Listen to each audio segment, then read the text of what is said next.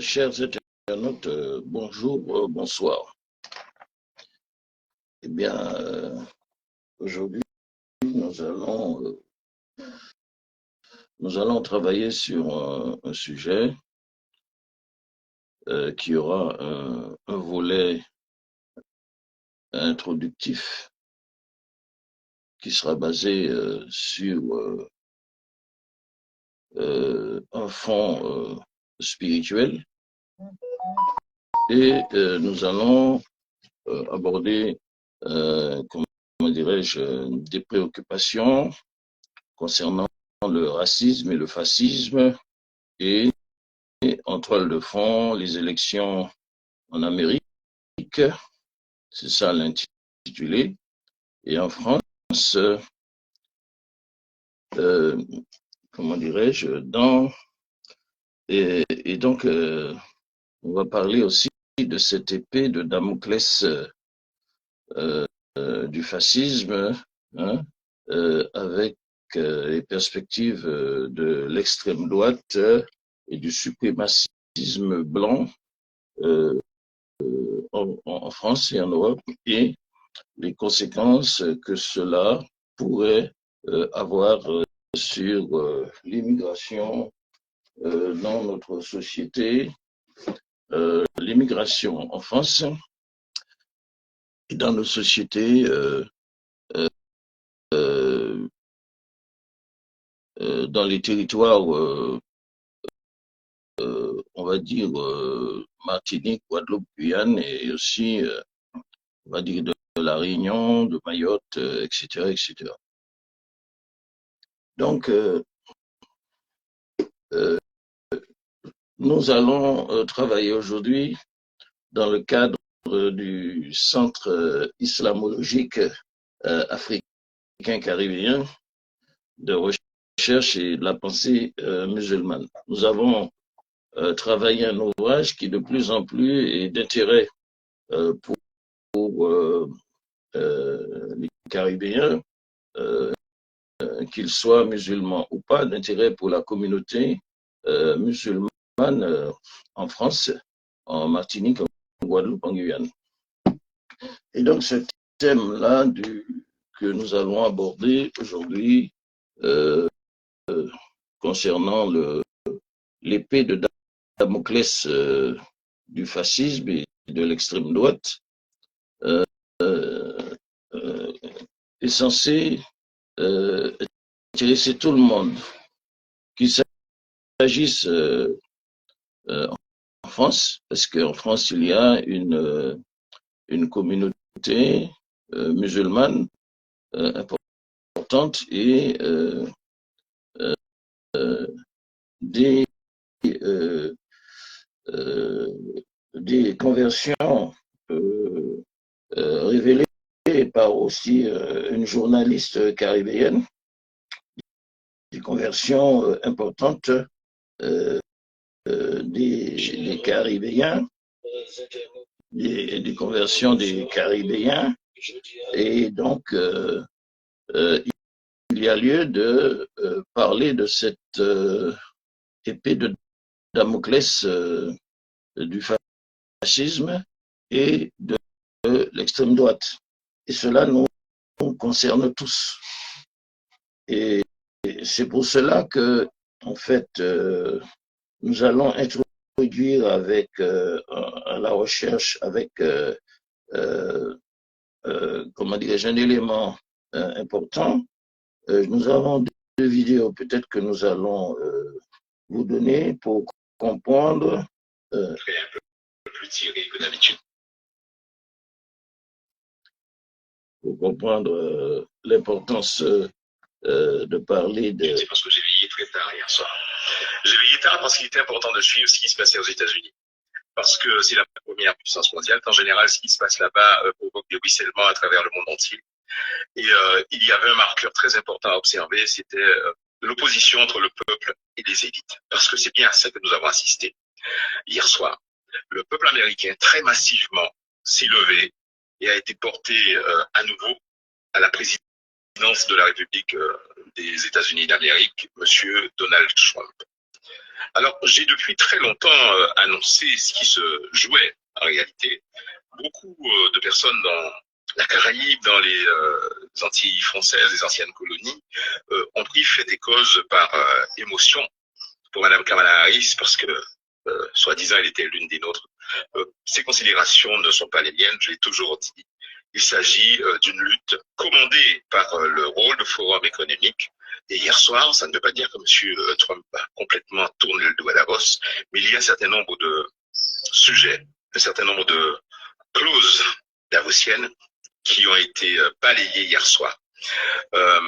Mais au-delà de l'élection de Donald Trump, pour lequel, je le répète, je n'ai pas une affection particulière, je ne suis pas un Trumpiste, c'est l'échec de la social-démocratie.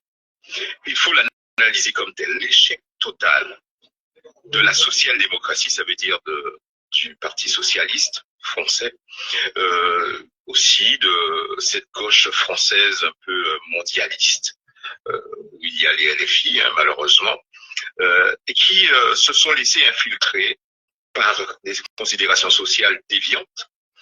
Malheureusement, je crois que ces gens-là ont oublié que le peuple a encore un sens, que les citoyens, l'homme, l'être humain, l'humanité a un sens. Et voulons absolument accepter d'enseigner dans les écoles à nos enfants qu'un homme n'est pas vraiment un homme s'il ne le souhaite pas, qu'une femme n'est pas vraiment une femme si elle ne le souhaite pas, et qu'on pouvait grosso modo choisir notre sexe après notre naissance, et contrairement au choix du créateur et de la biologie, enseigner dans les écoles les pratiques sexuelles et l'éducation sexuelle au très jeune âge dans les écoles, tout cela fait partie d'un dépiélage de la société qui va commencer à prendre fin. Je le dis, ils ont mis un genou par terre hier soir, mais ils ne vont pas s'arrêter en si bon chemin. Il faut s'attendre dans tous les pays, dans toutes les zones où cette social-démocratie et ses aficionados, ces apôtres de Davos ont encore le pouvoir, ils vont accélérer le mouvement et ils vont être impitoyables.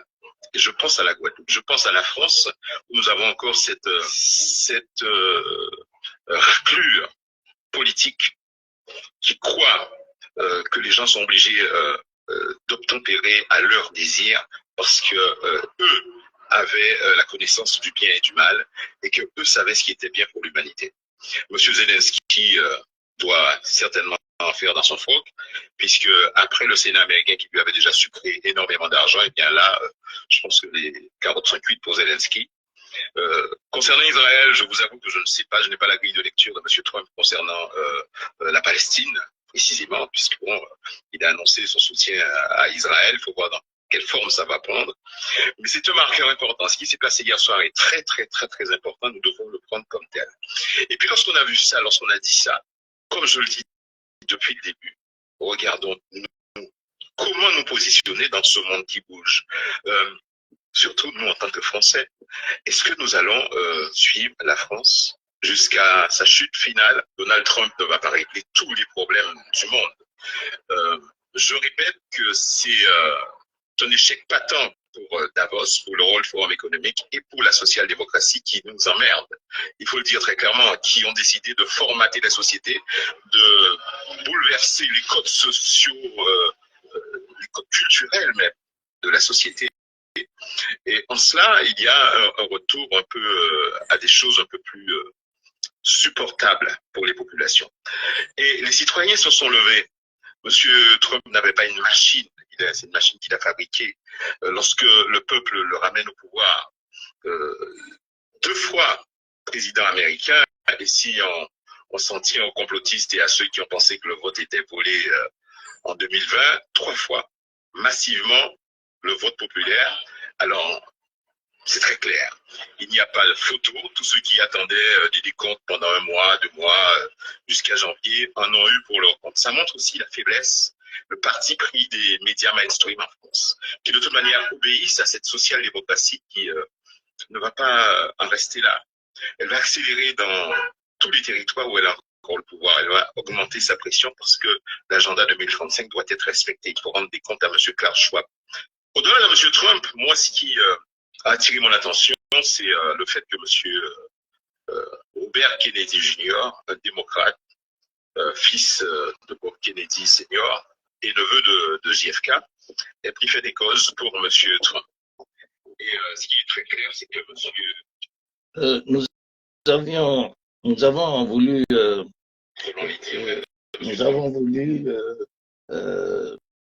passer cette vidéo en introduction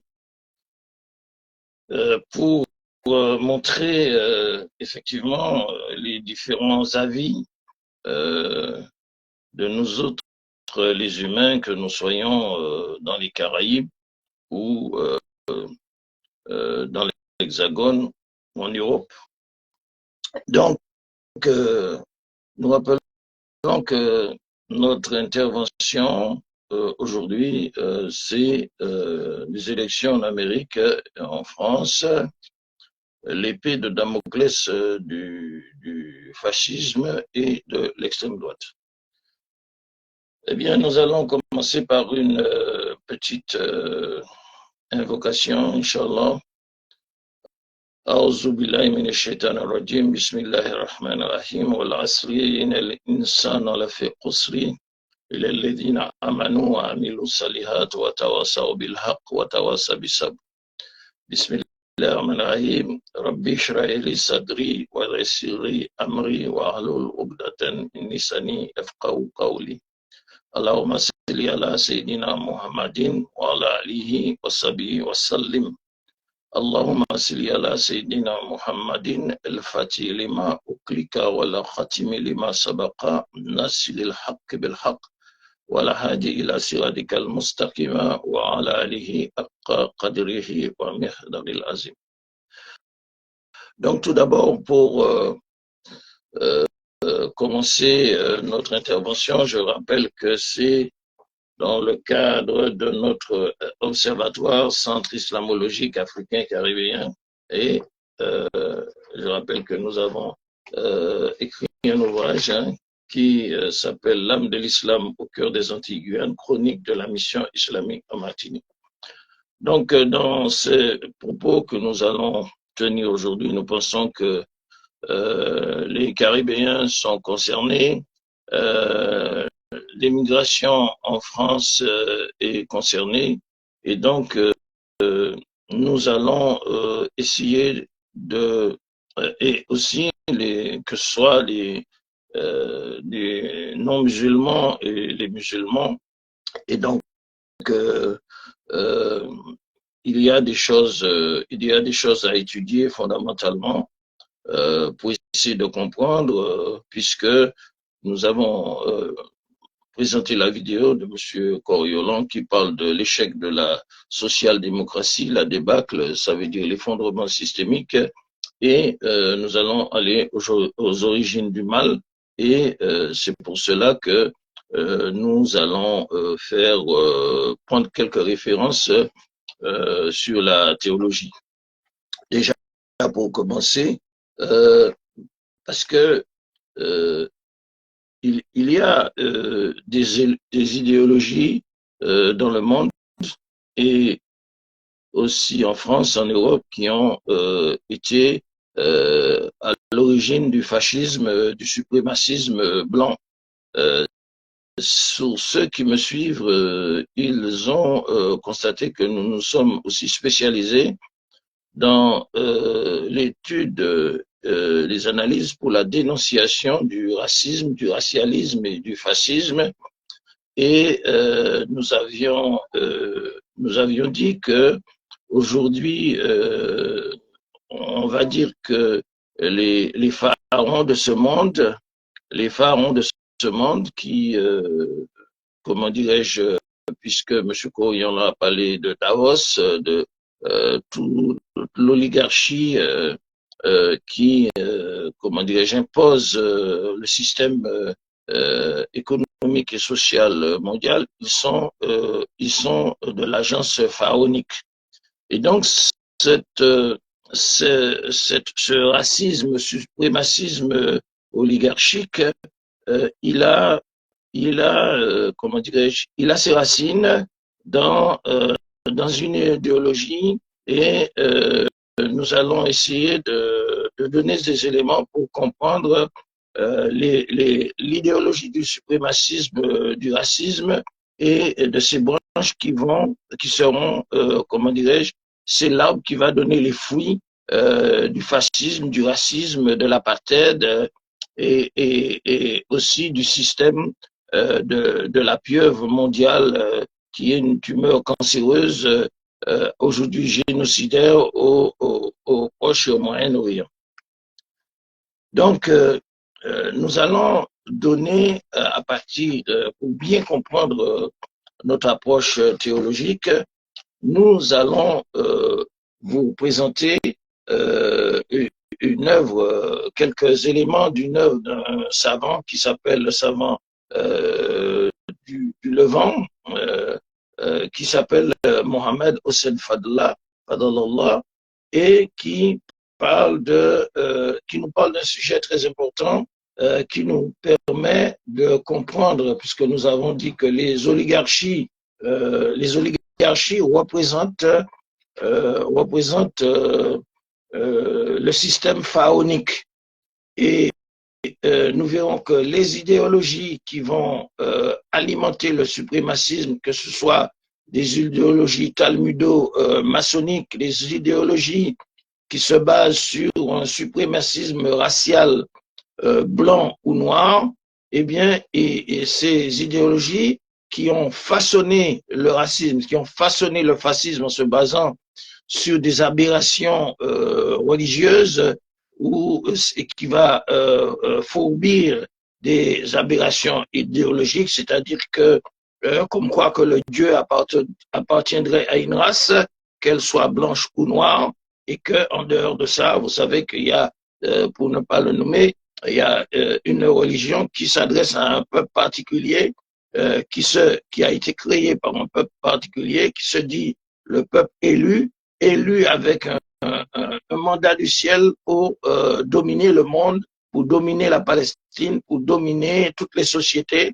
Et il y a des ramifications de cette, comment dirais-je, de cette idéologie qui prend sa source dans le Talmud et qui va développer des branches idéologiques talmudo-maçonniques telles que le suprémacisme racial blanc, le suprémacisme racial noir, en fait les suprémacismes qui vont être une des causes principales de ce fléau du fascisme en Europe, le fascisme qui va toucher l'Afrique avec les guerres de conquête de la race élue qui doit dominer le monde.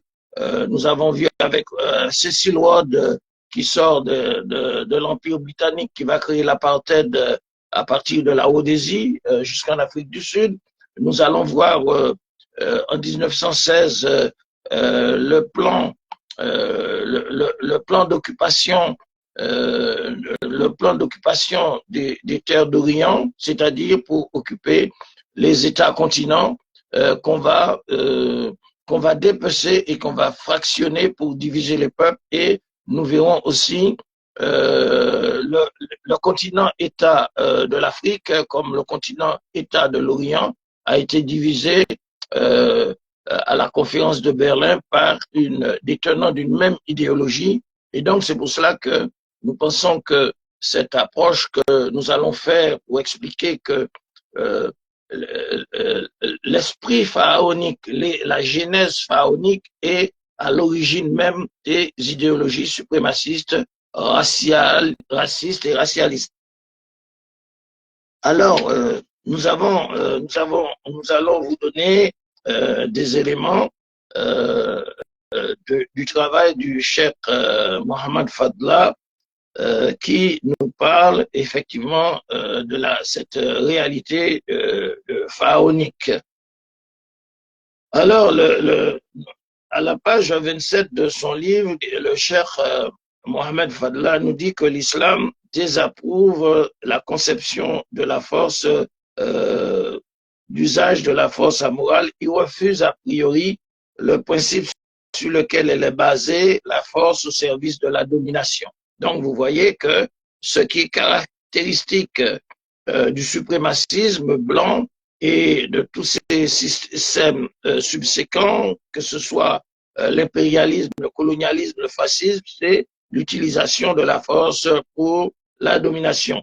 Et le cher Mohammed Fadla nous dit dans le noble Coran, plusieurs versets parlent en détail des tyrans de l'histoire. On peut parler de Napoléon, on peut parler de Mussolini, on peut parler d'Hitler, on peut parler aussi de Jean-Jacques Rousseau dans le cadre de l'instauration de la République avec l'idéologie jacobine et l'idéologie du droit positif, l'idéologie racialiste va génocider des peuples européens chrétiens qui seront jetés dans la Seine, dans la Loire, et qui va génocider aussi des peuples chouans, des peuples vendéens, parce qu'ils étaient croyants et ils ne voulaient pas se soumettre aux dictats athées, matérialistes, suprémacistes de la République que Jean-Jacques Rousseau, que les Jacobins et que les athées et les matérialistes, inspirés par l'idéologie talmudo-maçonnique qui va créer aux Pays-Bas le premier État-nation, vont se servir de cette idéologie pour détruire des vies, créer des génocides et on en passe parce que on va voir d'où vient le génocide qui part de l'Europe vers l'Amérique du Nord. Nous allons voir tout ça. D'où vient le génocide qui part de l'Afrique? D'où vient le génocide qui part aussi qui va toucher aussi les Caraïbes et l'Amérique du Sud? Donc, le cheikh Fadla nous dit dans le noble Coran, plusieurs versets parlent en détail des tyrans de l'histoire, de leur façon de gouverner et de leurs crimes contre leur peuple, de leur tentative de diviser les rangs des peuples pour pouvoir exercer le pouvoir sur ces deux bases en profondeur et en étendue. Donc, le cheikh, son livre s'intitule L'aspect moral, et donc l'aspect moral et amoral de la force, selon l'islam. Donc, vous voyez, nous apportons des éléments de réflexion pour comprendre ce qu'est le suprémacisme blanc qui nous assaille à travers une idéologie de domination culturelle, socio-culturelle, politique et militaire de l'impérialisme, et aussi des idéologies qui viennent derrière ce suprémacisme blanc qui sont, comment dirais-je, des idéologies subséquentes du suprémacisme blanc qu'on appelle l'idéologie du suprémacisme noir. Alors là, le cheikh Fadallah, il commence à nous parler de Pharaon. En parlant de Pharaon, le Coran nous brosse ce tableau typique du gouverneur qu'il faut combattre.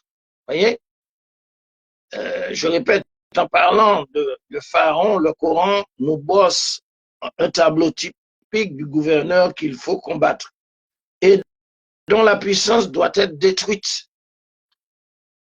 Et donc, vous voyez, quel est l'esprit qui anime aussi les peuples, qu'ils soient musulmans ou pas, dans la lutte contre l'hégémonie capitaliste.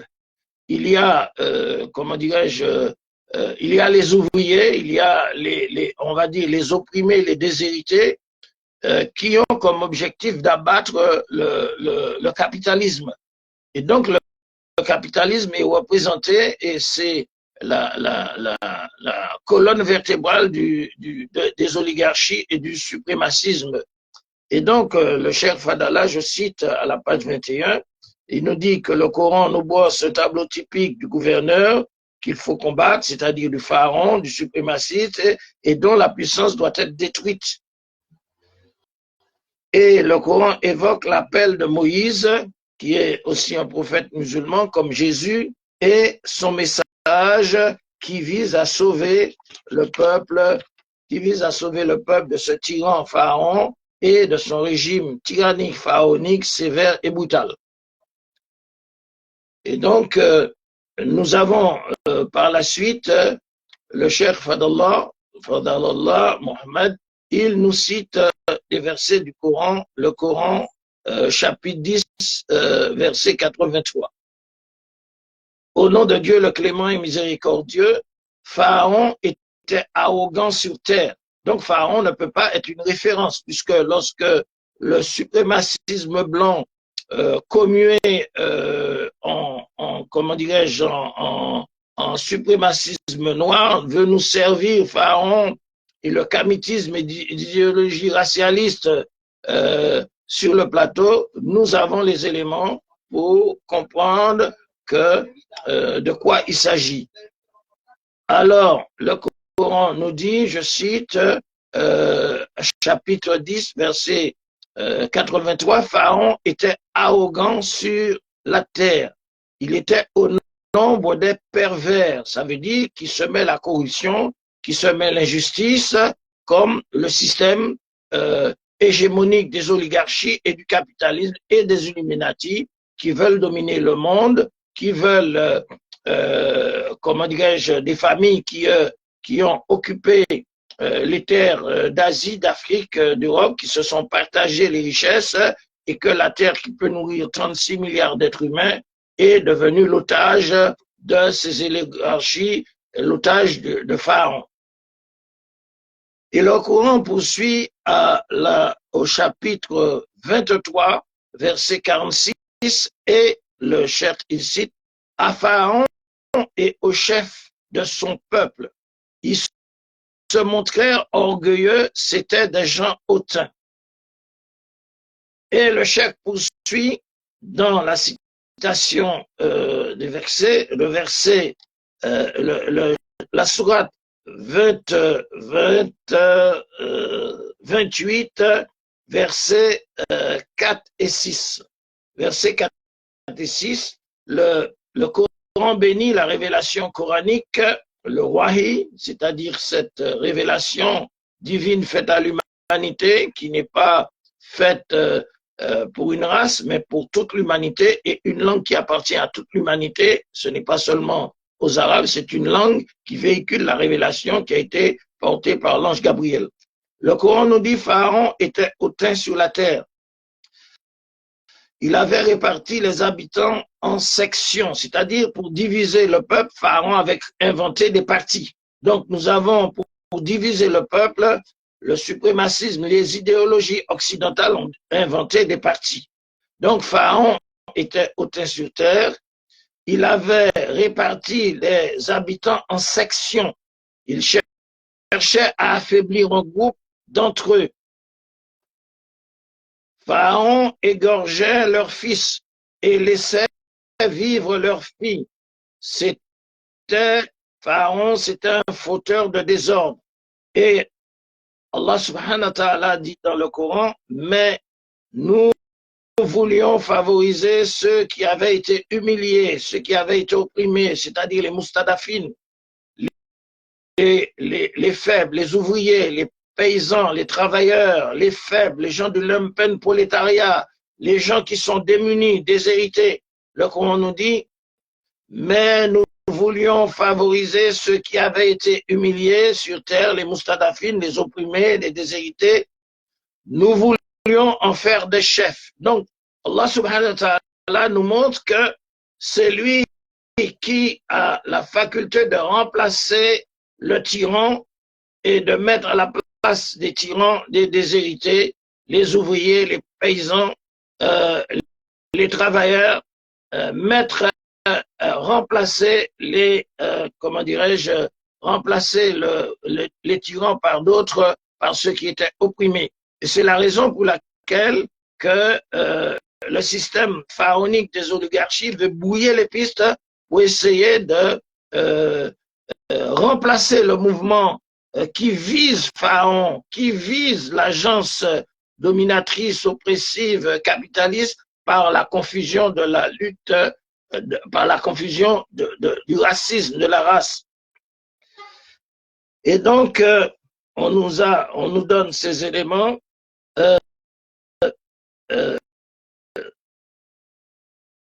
qu'il nous dit c'est Pharaon, c'est un fauteur de désordre, mais nous voulions favoriser ceux qui avaient été humiliés sur la terre.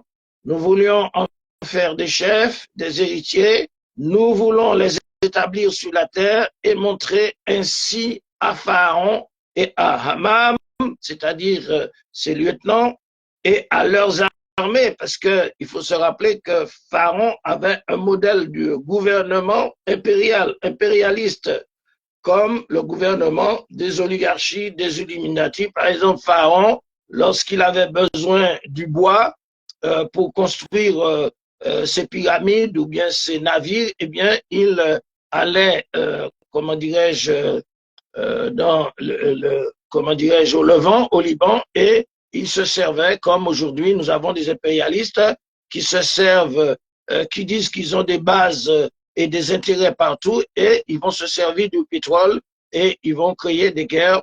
Pharaon, c'était quelqu'un qui se ravitaillait de manière despotique, pour appauvrir comment dirais-je, le pays du cèdre, c'est-à-dire le Liban, en volant son bois, comme nous voyons qu'aujourd'hui, il y a des oligarchies qui sont déterminées à voler les richesses du Moyen-Orient, de l'Afrique, de l'Asie et de l'Amérique du Sud.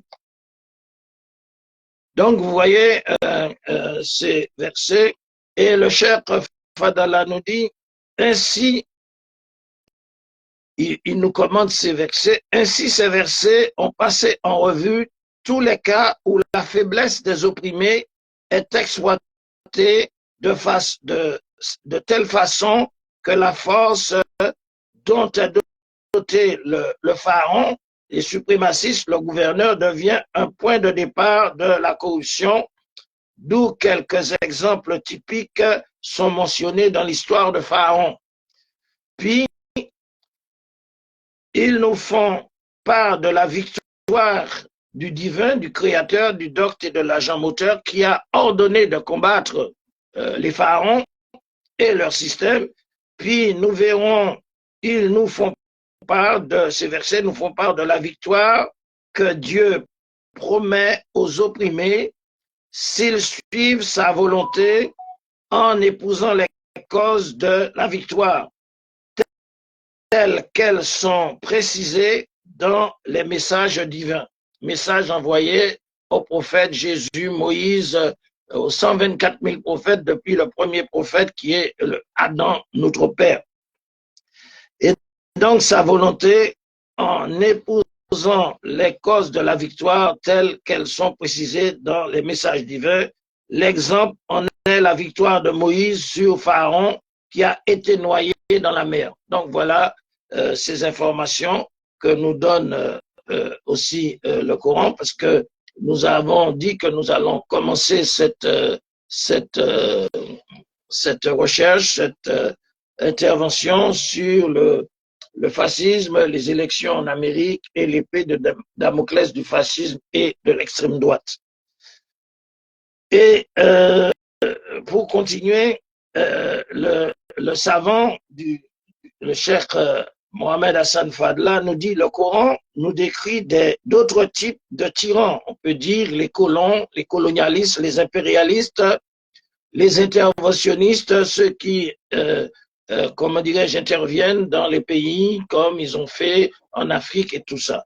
Le Coran nous décrit d'autres types de ces tyrans qui ont utilisé leur force pour opprimer impitoyablement et pour déposséder les peuples. Il nous montre également comment Dieu les a fait subir les supplices pour les faire périr. Comment Allah subhanahu wa ta'ala, qui est Al-Fatao, qui est le conquérant, qui est le demandeur des comptes, qui est Al-Qahar, celui qui est le puissant, comment il a fait subir des supplices pour comment dirais-je, faire périr les tyrans, faire périr Pharaon. Et c'est pour ça que Allah subhanahu wa ta'ala, il a fait cette promesse lorsqu'ils n'ont pas voulu entendre les bonnes paroles et les conseils sincères des prophètes auxquels Dieu avait envoyé des messages pour mettre fin aux injustices des tyrans. Parce que nous avons aussi des tyrans qui se sont opposés au message divin parce que ils étaient, comment dirais-je, sous le collimateur à cause de leurs exactions, qu'ils en tiraient des filles vivantes. Ils égorgeaient des êtres humains sur des autels des démons et qui étaient un danger pour la civilisation. Et donc, Dieu a donné l'ordre de combattre tout cela qui représentait un danger pour la civilisation humaine, qu'il s'agisse en Afrique, que ce soit en Orient et partout dans le monde. Et c'est ce qui a consacré le triomphe de cette victoire avec l'avènement du dernier messager Mohammed sallallahu alayhi wa sallam. Et après la victoire de Mohammed sur les païens à la Mecque et que l'islam s'est répandu sur toute la planète, eh bien, Dieu avait averti qu'il faudra laisser ces gens pratiquer leur faux culte, mais il a dit que j'ai parachevé pour vous votre chemin, votre voie, votre système, votre idéologie, je vous ai choisi la soumission. Et ceux-là qui auront une autre voie tortueuse, eh bien, cette voie ne sera pas acceptée. Et c'est à partir de ça qu'on peut dire que si Allah subhanahu wa ta'ala n'avait pas pris cette disposition, eh bien, tous les idolâtres, comment dirais-je, tous ces fauteurs de troubles qui semaient la terreur sur terre en ayant recours à des cultes occultes sataniques qui égorgeaient des filles vivantes, qui crucifiaient des gens sur la croix au nom des comment dirais-je, des entités occultes, des entités, comment dirais-je, sur l'autel des entités des tyrans thaumaturges, eh bien, ils auraient disparu exactement comme Dieu, Allah subhanahu wa ta'ala, a fait disparaître la civilisation pharaonique. Et Allah subhanahu wa ta'ala nous parle, Dieu avait envoyé des messages pour mettre fin aux injustices des tyrans. Et c'est pour ça qu'aujourd'hui, les tyrans de ce monde, ils veulent corrompre l'âme humaine, ils veulent mutiler l'âme individuelle, ils veulent mutiler l'âme de la conscience collective des sociétés pour pouvoir dominer les gens par, comment dirais-je, par la concupiscence, par les passions, par l'exaltation des bas instincts et par la corruption et par toute forme de corruption sexuelle, théorie du genre, mariage homosexuel entre hommes et femmes, changement de sexe pour les personnes mâles et les personnes femelles, et donc par conséquent, comment dirais-je, Dieu, Allah subhanahu wa ta'ala, a envoyé des messages pour mettre fin aux injustices des tyrans, et il nous parle d'autres pharaons qui existaient dans d'autres peuples, comme le peuple de Had, le peuple de Oud, qui étaient des peuples pharaoniques que le Coran, la révélation, a évoqué dans plusieurs versets, faisant état de la force tyrannique de ces pharaons, de ces comment dirais-je, entités suprémacistes et racistes, la force tyrannique des pharaons, de leur mauvaise utilisation de la force d'une part, pour nous faire comprendre que Dieu ne veut pas que la force qu'il confie à l'homme, parce que Dieu a confié la force à l'homme, parce que Dieu dans le Coran nous révèle qu'il a descendu le fer, c'est-à-dire il a descendu le fer qui doit fabriquer l'arme pour la défense du fils d'Adam, mais Dieu ne veut pas que la force qu'il confère à l'homme s'achemine vers une utilisation amorale de la force, d'où comment dirais-je, d'où le titre du livre du cheikh Mohammed Fadallah, que grâce à Allah subhanahu wa ta'ala, nous avons la possibilité de vous commenter son travail. Et donc, Dieu ne veut pas que la force qu'il confie à l'homme pour sa défense, pour sa légitime défense, s'achemine dans le sens de la tyrannie, de la dictature, de l'oppression, etc., etc., qui existe dans beaucoup de systèmes sociaux. Et que si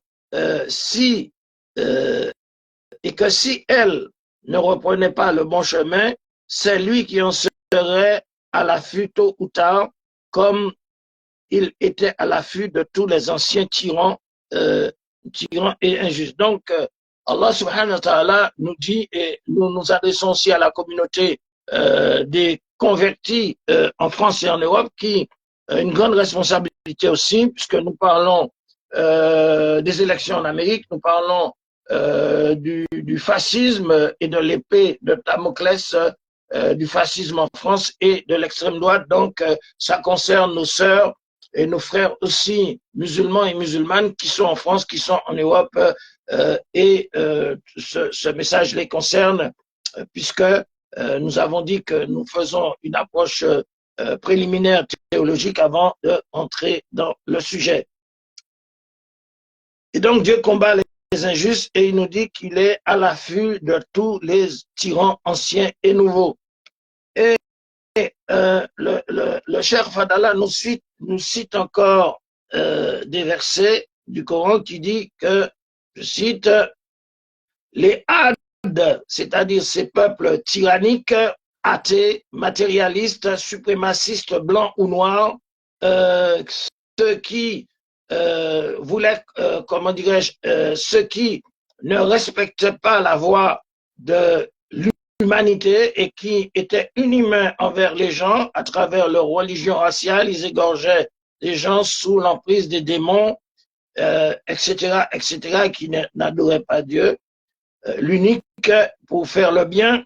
Alors, il y a ce verset qui nous dit, les Had ont traité les prophètes d'imposteurs, de menteurs. Lorsque leur frère Oud, c'était un prophète, disait, ne craindriez-vous pas Dieu lorsqu'on dirait aujourd'hui à ceux qui développent les théories du genre dans leurs officines, dans leurs loges, ne craindrez-vous pas Dieu, vous qui faites semer la corruption sur terre?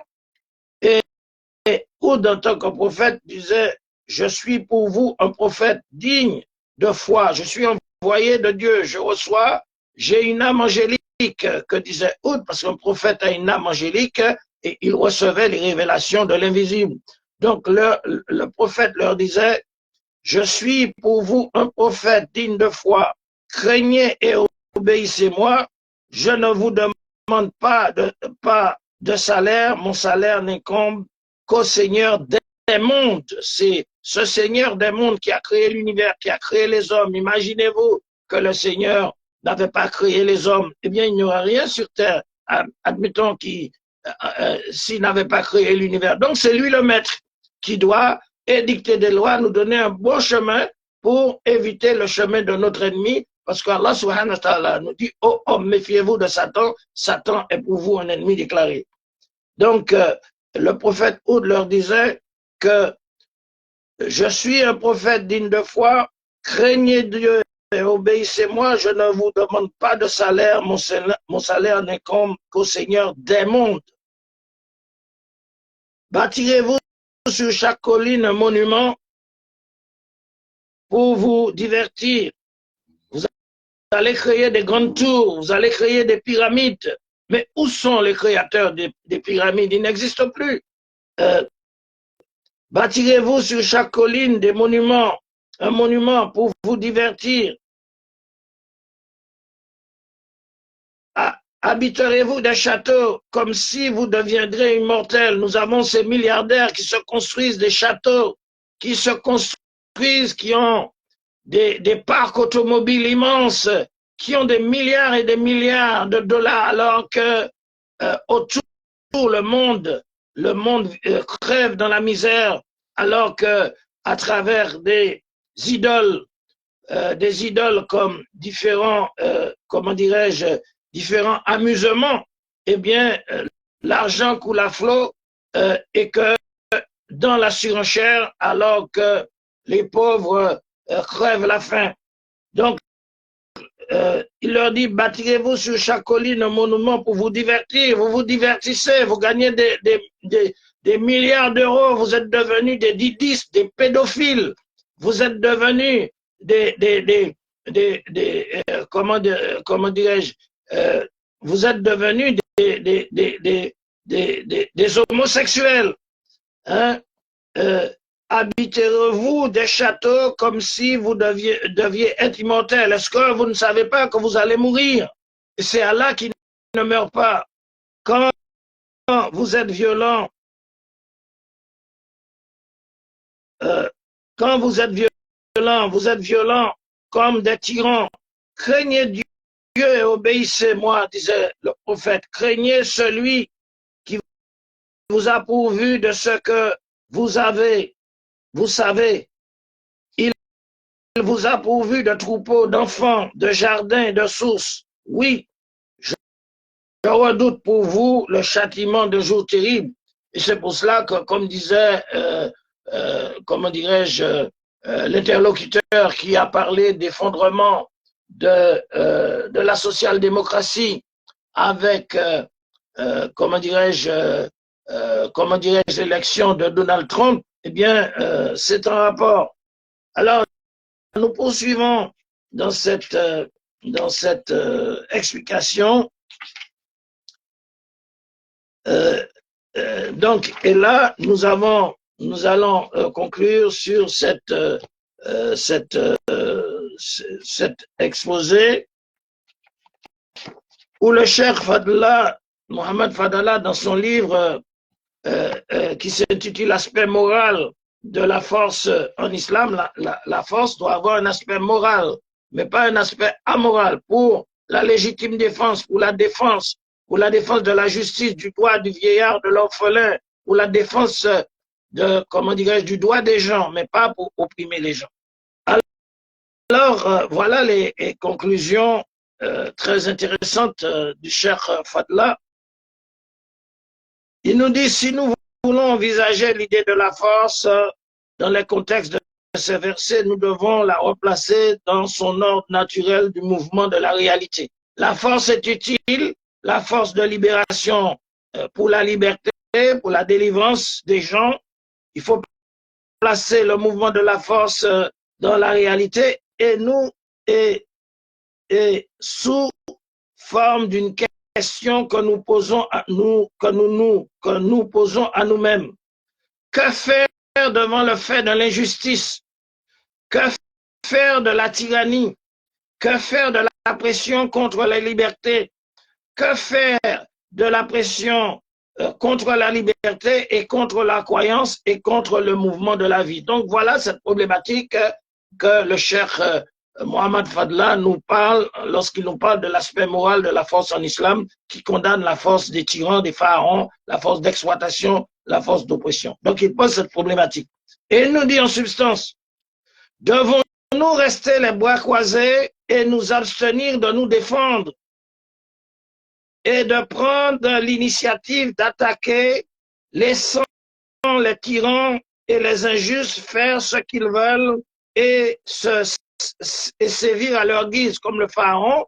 Il enterrait des filles vivantes, il avait besoin du bois, il va ravager les forêts du Levant, du Liban, il fait ce qu'il veut, il a le droit de vie, de mort et de mort sous les gens, il a le droit de l'oppression, il a le droit d'entrer chez vous, de violer vos femmes, d'égorger vos filles. Et donc, est-ce que, logiquement, par rapport à la raison, eh bien, le cheikh nous dit que le Coran nous interroge, est-ce qu'on va prendre l'initiative de sauver la vie? C'est-à-dire, est-ce qu'on ne va pas prendre l'initiative pour empêcher les tyrans et les injustes de faire ce qu'ils veulent et de sévir à leur guise? Alors, que nous dit le cheikh? C'est très important.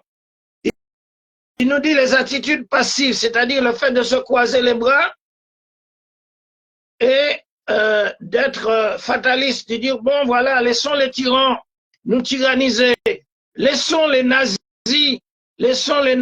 les Hitlériens, les Mussoliniens nous génocidaient. Laissons les Hitlériens nous holocauster.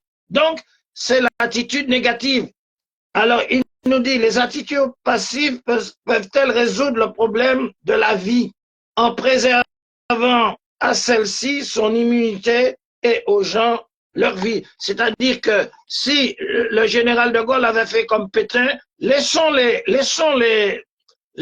nazis entrer, laissons les nazis occuper la France. Si le général de Gaulle n'avait pas réagi par l'aspect moral de la France pour arrêter la tyrannie par la résistance. Nous avons un exemple français. La France a des bons exemples, elle a aussi des mauvais, comme les idéologies qui ont répandu le suprémacisme racial allemand qui doit dominer le monde. Eh bien, le chef nous apporte des réponses. Une réponse affirmative ne serait pas fondamentale, qu'on va se croiser les bras et on va nous laisser égorger par les gens pour leurs démons sur leur péristyle, sur leurs autels de sacrifice. On va se laisser sacrifier. Non. Donc, une réponse affirmative ne serait pas fondamentale car elle complique le problème et ne le résout pas, étant donné que les tyrans ne considèrent les attitudes aimables, les tyrans face à l'humanisme, face à l'attitude des gens qui sont aimables, face à l'attitude des gens qui sont indulgents à la tyrannie, ce qui n'est pas le cas du général de Gaulle, face à les gens qui sont modérés, qui donc, disons, laissez-le comme Pétain, oui, j'ai sacrifié ma vie, ma famille, et puis il laisse la France sous l'occupation des nazis. Non. Et donc, le chef nous dit que les tyrans ne considèrent les attitudes aimables, modérées, indulgentes comme un signe de faiblesse, ce qui encouragerait les tyrans, les pharaons, à persister dans leur tyrannie. Parce que les pharaons et les tyrans, ils ne comprennent, ils comprennent le silence des faibles comme un indice d'écrasement des faibles devant leur force tyrannique. Voilà les bonnes leçons de la révélation que les gens de sciences politiques, de l'école de guerre de Saint-Cyr, de l'école de guerre de l'université de l'ENA connaissent, mais ils n'enseignent pas le peuple. Ils disent le peuple, eh bien, restez là, acceptez la tyrannie et que c'est après la mort, après la résurrection, vous serez sauvés. C'est pour cela que, effectivement, Seydina Issa, Jésus a dit, il vous est avantageux que je m'en aille, parce que si je ne m'en vais pas, le Paraclète Mohammed ne viendra pas avec cette révélation qui va enlever l'empire de Satan sur le genre humain, qui va éclairer l'esprit, l'âme, pour sortir l'âme des individus, l'âme de la société, l'âme de la collectivité, de l'empire de Satan, de la mutilation des idéologies sataniques, pour que, effectivement, que l'âme humaine soit, soit imprégnée de la lumière, de la raison et de la lumière divine, et puisse l'être humain puisse prendre sa responsabilité pour sauver la civilisation et sauver la vie de la barbarie. Et donc, il nous dit que il n'y a donc pas de meilleure raison pour les tyrans de persister dans leur tyrannie, pas de meilleure raison pour les pharaonistes, qu'ils soient noirs ou blancs, qu'ils soient impérialistes, qu'ils soient des afrocentristes, qu'ils soient des kémites, il n'y a pas de meilleure raison pour les tyrans de persister dans la tyrannie que la faiblesse des faibles. Le défaitisme des défaitistes, la disparition de la voix, de la parole, de celui qui, le lanceur d'alerte, celui qui, par la science politique et par aussi, comment dirais-je, les recherches du Centre islamologique africain caribéen de recherche et de la pensée musulmane, puisse porter la voix juste, puisse porter la voix juste, et c'est la voix juste, il est porté par l'imam qui lance le mot juste avec force et persévérance et l'absence d'une attitude pragmatique qui affronte la force par la force, la fermeté par l'appareil, la fermeté. Par conséquent, l'attitude à prendre dans de tels cas se limite à deux choix, nous dit le savant Mohamed Fadla. L'attitude à adopter dans ce cas se limite à deux choix qui n'adoptent pas une troisième.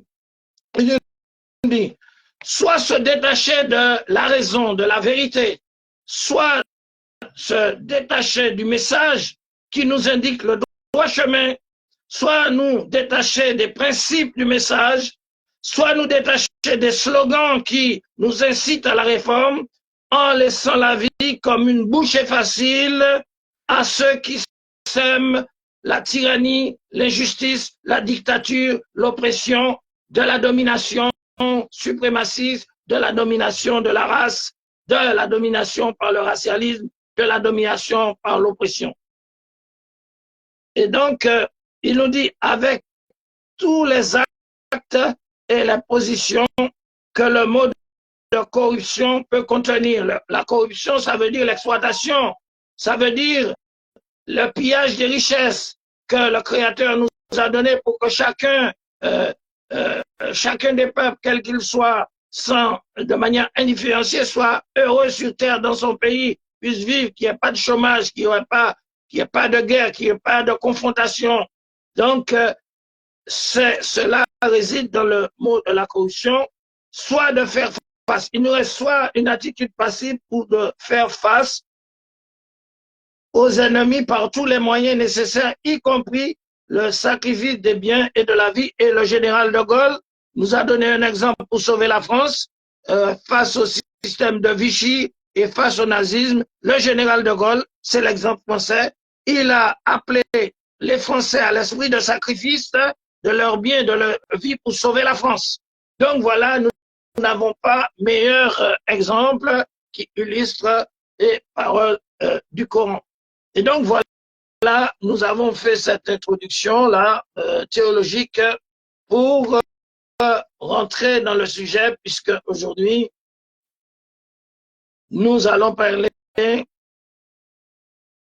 des élections en Amérique et nous allons vous redonner cette vidéo d'un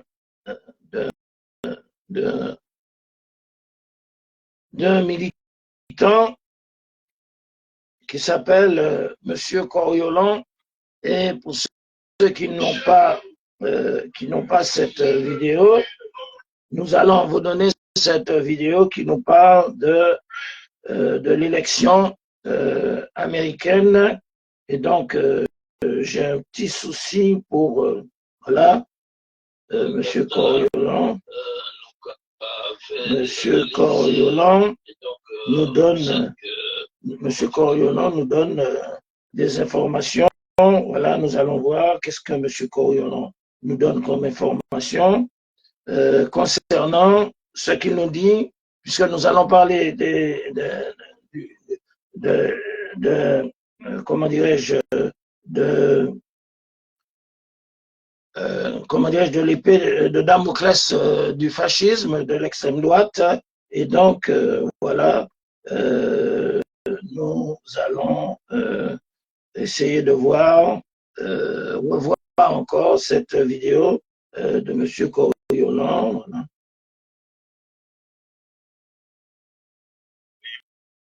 Mais libre pour ouvrir le dossier du Covid, de l'opération Covid de 2021. Il va y avoir des moissons. Un échec patent pour Davos, pour le World Forum économique et pour la social-démocratie qui nous emmerde. Bonjour à tous. Alors, il est évident que j'allais prendre la parole après cette élection américaine. Alors, si vous voyez que j'ai des traits un peu plus tirés que d'habitude, c'est parce que j'ai veillé très tard hier soir. J'ai veillé tard parce qu'il était important de suivre ce qui se passait aux États-Unis.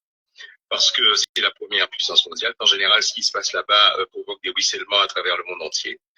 Et il y avait un marqueur très important à observer, c'était l'opposition entre le peuple et les élites. Parce que c'est bien à ça que nous avons assisté hier soir.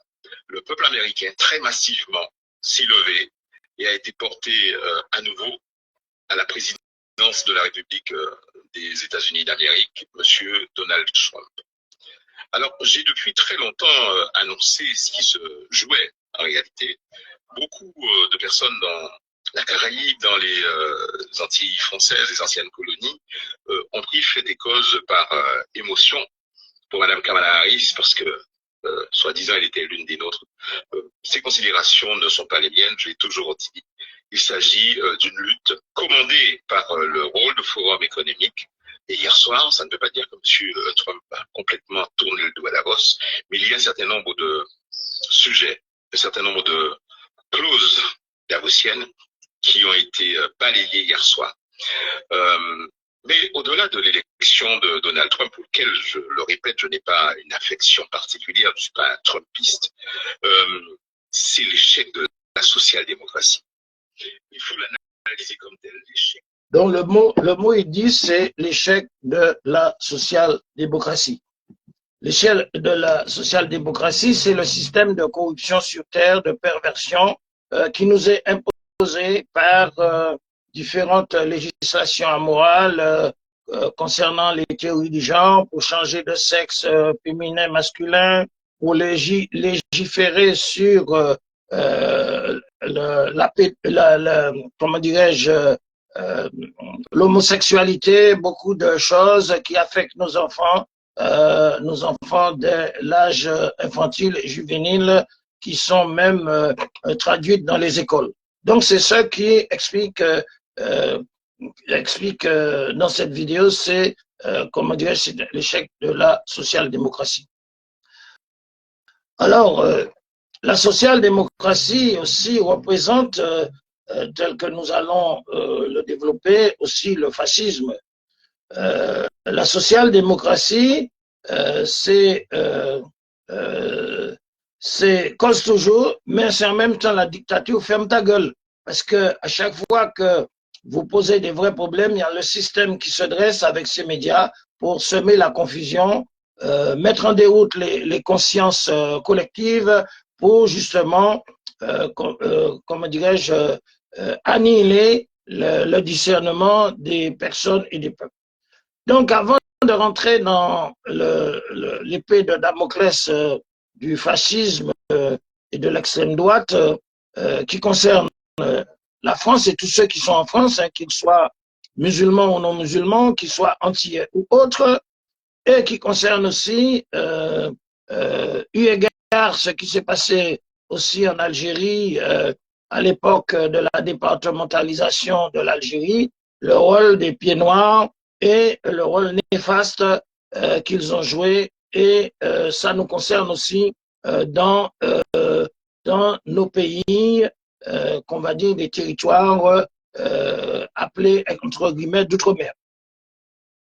Donc nous rappelons que le fascisme, c'est une idéologie suprémaciste qui vient du concept d'un peuple qui s'est approprié pour lui, pour sa race blanche, là, le créateur de l'humanité. C'est son Dieu, et il a créé pour lui, sur mesure, une religion qui dit qu'il est le peuple élu et que tous les autres peuples sont des goïs, sont des gentils, tous ceux qui ne sont pas, qui n'appartiennent pas à ce peuple élu. Donc à partir de là, il y aura une religion raciale, et c'est pour ça que le suprémacisme noir, qui se fonde aussi sur le rappel des religions raciales, pharaoniques et tout, est de la même essence judéo-talmudique, puisque c'est de là que le racisme, le suprémacisme prend sa source dans une pseudo-religion consignée dans des écrits qu'on appelle le Talmud, où le Talmud, il est très raciste vis-à-vis de ceux qui ne sont pas considérés comme, comment dirais-je, issus du peuple élu, qu'on appelle les goïs, qu'on appelle les gentils, et que Fanon a, dans son livre, a parlé des damnés de la terre. Nous, on prononce cette terminologie à titre comment dirais-je, symbolique. Et donc, cette idéologie du racisme, d'où elle vient? elle vient de là et elle va se diffuser en France et en Europe, mais à partir de quand? Cette idéologie va se diffuser de manière virulente comme un système. Comme un système, puisque nous rappelons que vous avez des ethnies, comment dirais-je, maranes, qui vont créer, à partir d'une idéologie suprémaciste, le premier État-nation fondé sur une idéologie nationaliste aux Pays-Bas. Et cette idéologie va être transmise après 1492 dans l'ère des mutations françaises, 1789, la Révolution française, et que les philosophes vont adopter ce concept qui est un concept que nous a consacré justement le personnage tristement célèbre, le philosophe Jean-Jacques Rousseau, qui va, comment dirais-je, dans le développement de son idéologie et dans comment dirais-je, la naissance de la République, que seront massacrés des gens par, comment dirais-je, la laïcité, le suprémacisme athée, laïciste, du droit positif, qui a permis d'exterminer les Français, les Chouans et Vendéens, qui ne voulaient pas, en tant que croyants, se soumettre à l'abomination de l'idéologie matérialiste, athée et suprémaciste des républicains. Et aussi, vous aurez des Français qui seront jetés, noyés dans des gabarres, dans la Seine, dans le Rhône, et qui seront aussi éliminés. Donc, cette idéologie, elle va se développer par différents penseurs, et que cette idéologie deviendra une idéologie de conquête. Cette idéologie du suprémacisme va devenir le nationalisme, et le nationalisme va devenir une idéologie de conquête, puisque les idéologues européens du nationalisme vont décréter que si nous ne faisons pas des expansions, des invasions territoriales pour l'expansion de notre idéologie, eh bien, on ne va pas progresser. Et donc, c'était une idéologie pour envahir l'Afrique, pour envahir l'Asie, pour envahir le Moyen-Orient. Et d'ailleurs, cette idéologie, c'est elle qui est à l'origine de, comment dirais-je, de l'hitlérisme, hein, puisque l'hitlérisme est basé sur un concept de la race élue, la race aryenne, qui doit éliminer les Juifs, qui doit éliminer tous les non-aryens. Et donc, c'est une idéologie de Goebbels, une idéologie mensongère, aberrante, puisque il n'y avait pas d'Aryens en Europe. Ces Aryens se trouvent dans le Khorasan en Iran. Il n'y a pas d'Aryens. Et donc, c'est une invention idéologique comme l'invention du kamitisme, l'invention de l'afrocentrisme, l'invention du néo-panafricanisme, comme l'invention du Ku Klux Klan, du suprémacisme blanc, qui est le copier-coller du suprémacisme noir. Donc voilà un petit peu là pour nous retrouver, pour comprendre ce qui s'est passé. Donc le fascisme va se développer avec des guerres de religion. Des guerres de religion qui vont se confronter entre les catholiques et les protestants. Il y aura toute une série de, comment dirais-je, de pogroms, une série de génocides, le sang va couler à flot en Europe dans les guerres de religion alimentées par différents partis. Et nous aurons aussi il faudra remarquer que les protestants en Europe, en Allemagne, en Belgique, en Hollande, en France, etc., dans tous les pays européens, ils étaient persécutés. Et ces persécutés européens qui étaient des protestants, je rappelle que c'est une idéologie qui a été créée par les mêmes, par toujours les mêmes de la pieuvre mondiale. Ils vont créer des idéologies comme le nietzschéisme, comme beaucoup d'idéologies qui savent, des idéologies fausses, même pour diviser les peuples. Donc, ils vont, avec la réforme de Calvin et Luther, créer une idéologie théologique et plonger l'Europe dans la guerre civile, les guerres de religion, et ces protestants vont quitter l'Europe et ils vont se réfugier aux États-Unis, c'est-à-dire ils vont se réfugier en Amérique, et c'est eux qui seront à l'origine ces uns qui vont quitter l'Europe parce qu'ils étaient persécutés par les catholiques, ils vont persécuter les peuples premiers, les Amérindiens, ils vont les massacrer et ils vont occuper ce pays qu'ils appellent l'Amérique. On n'aime pas tellement parler de l'Amérique, on préfère parler le pays des Amérindiens, hein, puisque dans notre terminologie, on parle de l'Amérindie. Donc, voilà l'origine de la création des États-Unis par les protestants, par les évangélistes qui vont élire Donald Trump aujourd'hui. Donc, nous sommes nous faisons un rappel historique, un rappel théologique pour savoir, pour compléter aussi l'information de notre camarade guadeloupéen qui a parlé de l'effondrement de la social-démocratie et qui a parlé de l'élection de Trump qui va créer beaucoup de problèmes. Et c'est pour ça que cette émission concerne tout le monde, parce que ceux qui sont en France, ceux qui sont en Martinique, ils ne peuvent pas ne pas être victimes des problèmes. Et comme on dit, vaut mieux prévenir que guérir. Et c'est là notre centre, comment dirais-je, islamologique africain caribéen de recherche et de la pensée musulmane mène des investigations pour informer tout le monde, qu'il soit musulman en France ou musulman caribéen en France ou musulman caribéen sur le sol national martiniquais, guadeloupéen. Donc, nous avons donné un peu assez rapidement l'origine du fascisme, l'origine de cette idéologie, et c'est pour ça que nous disons qu'il nous faut penser à sortir de ces concepts idéologiques pour essayer de penser un autre concept que ce concept pour nous-mêmes, dans le cadre où on peut parler de l'État Lacaille. L'État Lacaille Martinique, l'État Lacaille Guadeloupe, l'État Lacaille Guyane, pour sortir dans la nationalité du nationalisme occidental qui est une forme de suprémacisme et de fascisme. Bref, c'était une parenthèse. Donc, nous avons fait cette introduction théologique pour expliquer qui est le pharaon, qu'est-ce que c'est que le suprémacisme, et que nous pouvons donner encore des détails parce que nous travaillons sur des recherches qui donc l'égyptianisme, le kamitisme, les nationalismes, le danger comment dirais-je, un danger suprémaciste.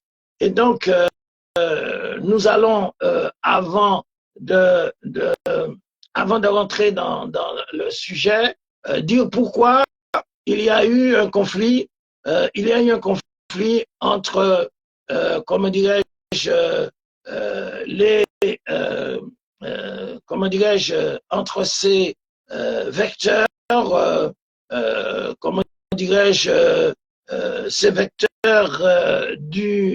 comment dirais-je, égypto-pharaonique dans l'histoire. Et donc, nous allons essayer de donner quelques éléments pour mieux situer, puisque nous allons cibler aussi des personnes, des courants qui sont chez nous. Donc, nous disons que l'islam et les prophètes, ils ont combattu les idolâtres du paganisme, totémisme, de l'Égypte pharaonique, ainsi que en Afrique, ainsi que leur gouvernement tyrannique. Nous avons donné des versets pour expliquer tout à l'heure qui était le pharaon. Donc, il s'agit d'un système aux pratiques cultuelles odieuses, inhumaines, sacrifiant des vies des fillettes vierges et des êtres humains, sacrifiant des êtres humains sur l'autel séculaire des religions païennes, du totémisme égypto-pharaonique, et donc par conséquent, à savoir ce courant terroriste, c'était considéré à l'époque comme un courant terroriste, à savoir un véritable danger qui remettait en cause les fondements de la civilisation humaine, dont il a fallu combattre, surtout d'ordre divin, que nous avons montré les versets tout à l'heure, pour empêcher l'expansion et l'extension de telles menaces sur la civilisation humaine et l'existence d'un monde normal. D'où l'avènement du dernier prophète annoncé par Jésus, Mohammed, de la descendance d'Ismaël, paix et bénédiction de Dieu sur lui, qui va faire triompher la voie de la soumission à l'islam contre la tyrannie des systèmes des religions idolâtres et du paganisme en Arabie.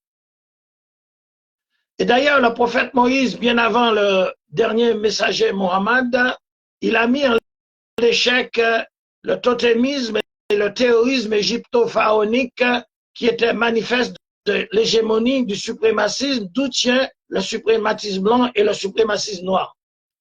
Donc depuis le 7e siècle et le 8e siècle sur le continent africain, nous avons le relais de ce combat prophétique et divin par des imams et des imams africains et musulmans et des prédicateurs qui vont triompher eux aussi de l'idolâtrie et du paganisme africain qu'ils ont combattu.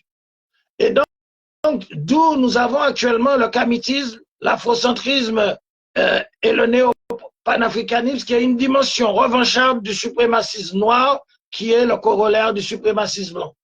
D'où le réveil revanchard à notre époque contemporaine des héritiers et de ces systèmes sous couvert du pseudo-panafricanisme et du noirisme qui existe en Martinique, qui existe en France à travers des éléments de camouflage, camouflage politique ou camouflage de l'activisme des Black Lives Matter qui est alimenté par les milliardaires Soros et les oligarchies qui sèment la terreur et le trouble dans le monde. Donc, il s'agit de la résurgence du paganisme dénommé afrocentrisme ou kémitisme qui combat le monothéisme, qui combat l'islam sur le continent africain à l'instar du colonialisme et du néocolonialisme de l'Occident qui va réaliser pour ces mêmes motifs des invasions en Afrique pour la conquête du continent africain et pour la conquête aussi de l'État-continent de l'Afrique et de l'État-continent du Moyen-Orient. Donc, pour expliquer cette réalité, il suffit de faire appel à l'histoire pour rappeler les complots ourdis par des faits des suprémacistes blancs coloniaux qui se réclamaient de la race élue qui doit dominer le monde, c'est-à-dire le nationalisme européen, qui avait aussi ses branches en Orient et en Afrique. Donc, nous pouvons citer notamment le nationalisme judéo-maçonnique, qui est le contraire du patriotisme, qui n'est qu'une invention du système créé par la pieuvre mondiale, expulsée d'Espagne en 1492, et donc un système à partir du modèle en Europe du premier État-nation des Pays-Bas, créé aux Pays-Bas par les Marans, comme nous avons dit tout à l'heure. Au départ, le modèle du nationalisme judéo-talmudo-maçonnique a été mis au point au profit de la destruction de tous les États-continents existants en Afrique, aux Amériques et en Orient. C'est pour cela que les Amérindiens d'Amérique du Nord ont été génocidés, les Caraïbes qui vivaient en Amérique du Sud et sur cet État-continent ont été exterminés, les Amérindiens et les peuples, comment dirais-je, les peuples qui vivaient sur leur État-continent au Moyen-Orient, leur État-continent musulman, ont été détruits de la même façon par ces mêmes processus. Et donc, il faut savoir que l'idéologie suprémaciste, racialiste, qu'elle soit noire ou blanc, eh bien, elle relève de la devise politique du machiavélisme, qui donc de l'impérialisme, de la pieuvre mondiale qui est divisée pour régner.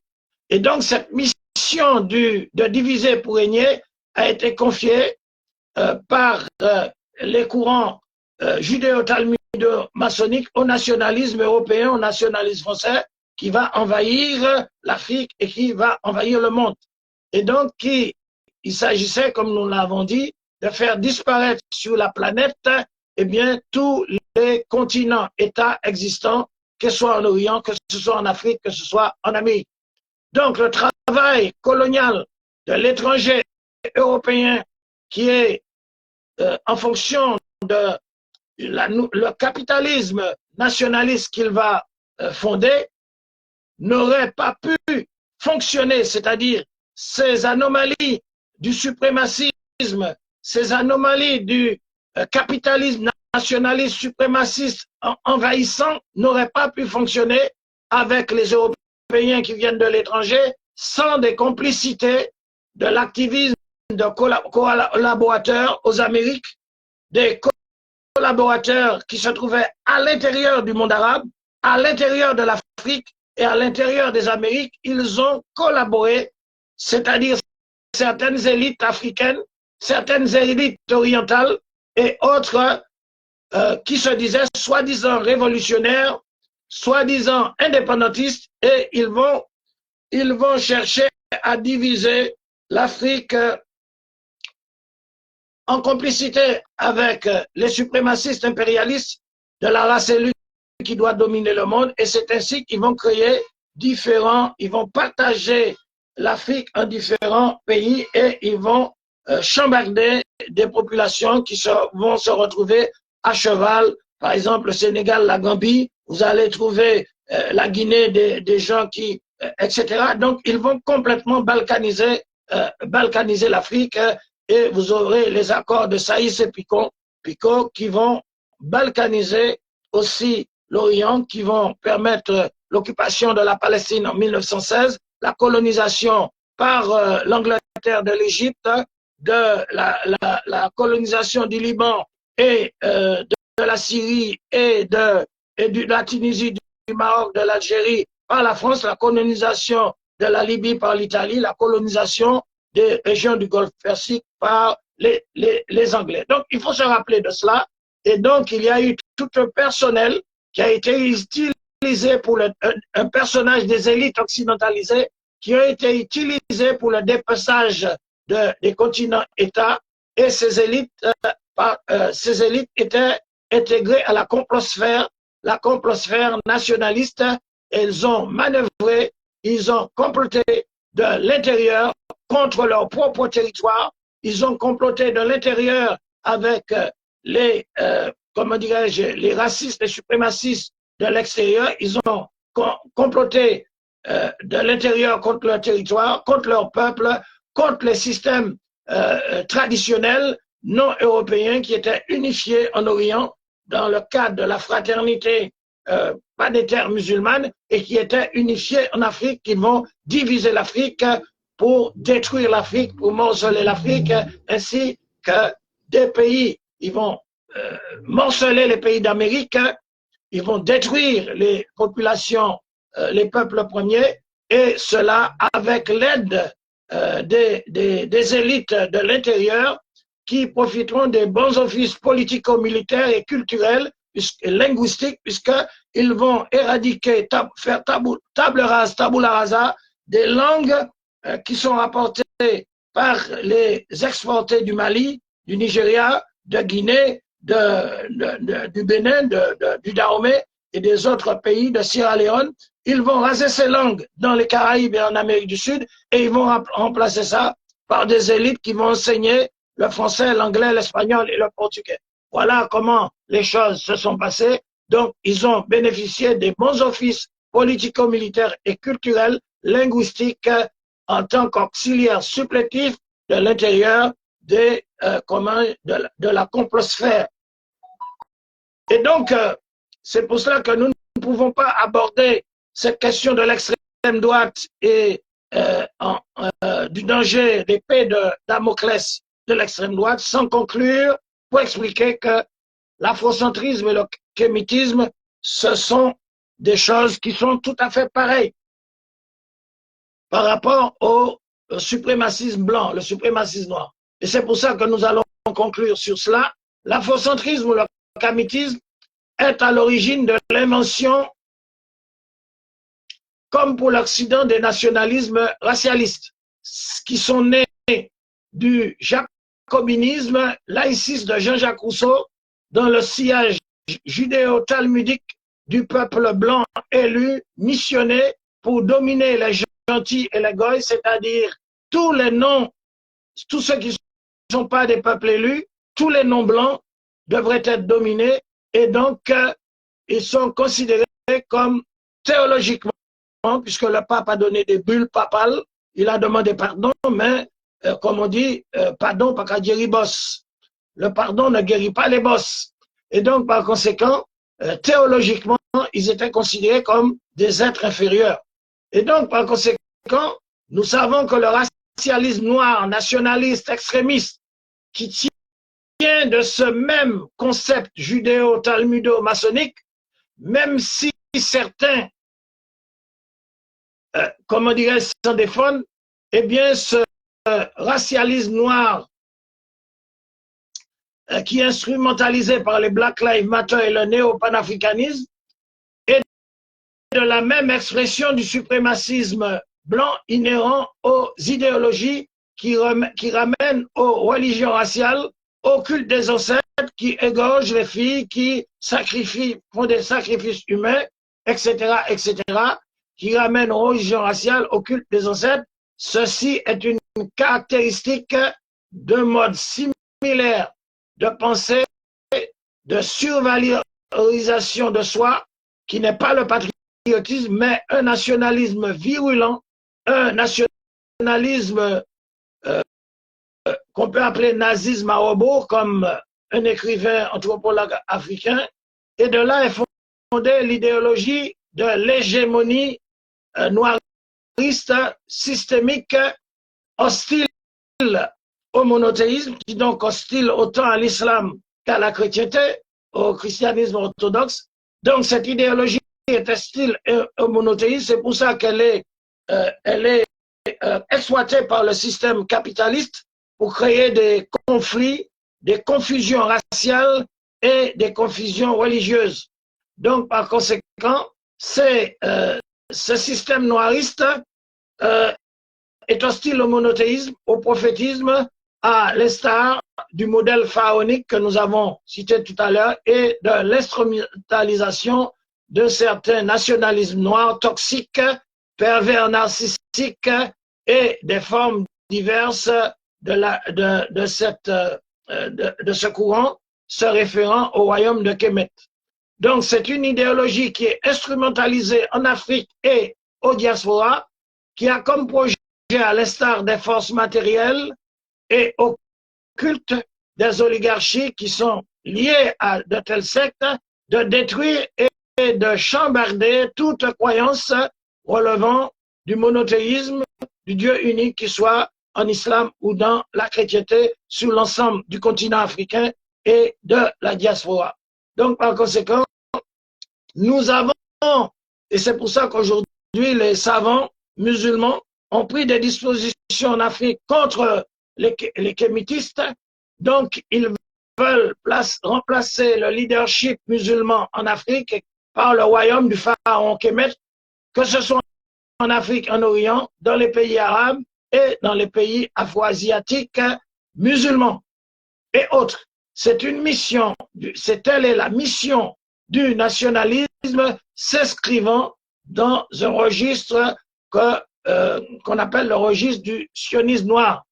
Et donc, pour en conclure, l'hégémonie suprémaciste, raciste, blanc et noir et autres tiennent leurs maximes judéo-talmudo-maçonniques des concepts nationalistes, euro-expansionnistes, des soi-disant peuples et races élus pour dominer le monde.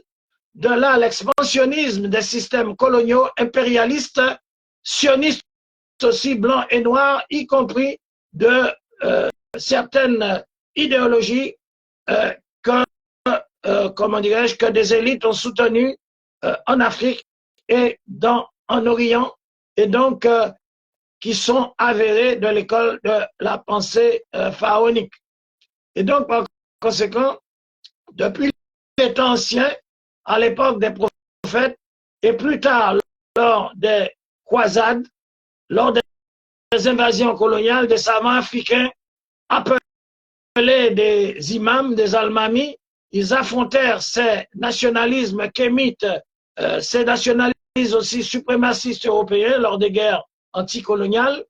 Et donc, ils ont mené ce même combat aussi en Orient et ils remportèrent des victoires utile à l'humanité contre les racialismes suprémacistes noirs et blancs, le plus souvent qui ont été vaincus, et il s'agissait de préserver la civilisation humaine face aux phénomènes inhumains et cruels ancrés dans certains horizons culturels et traditionnels toxiques, c'est-à-dire lors des logiques de répression contre ces méfaits inhumains qui empêchèrent certaines pratiques de se répandre, qui ont permis de libérer certaines populations africaines, qui ont permis à certains peuples assujettis de choisir de se rallier à ce combat prophétique et ce combat divin contre l'injustice, et donc qui se sont retournés contre leurs bourreaux, tyrans pharaoniques et mégalomanes.